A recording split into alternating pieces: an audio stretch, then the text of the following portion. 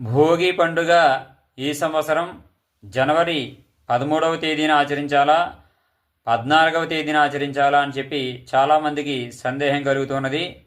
ఈ సందేహానికి ప్రధానమైన కారణం ఏమిటండి అనగా, చాలా క్యాలెండర్లో 13వ తేదీ భోగి అని చెప్పి రాయడం జరిగినది. రెండవ కారణం ఏమిటండి అనగా, చాలామంది ఈ ధనుర్మాస ప్రారంభము 16వ తేదీన కొన్ని ఆలయాల్లో, 17వ తేదీన కొన్ని ఆలయాల్లో ప్రారంభించారు. దీనివలన ఈ పండుగ ఎప్పుడు అని చెప్పి చాలామందికి సందేహం కలుగుతున్నది.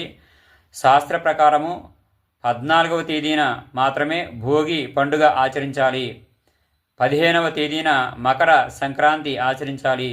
అంతేకాకుండా ఈ యొక్క మకర సంక్రమణము 14వ తేదీ రాత్రి 8:45 ప్రారంభమైనది.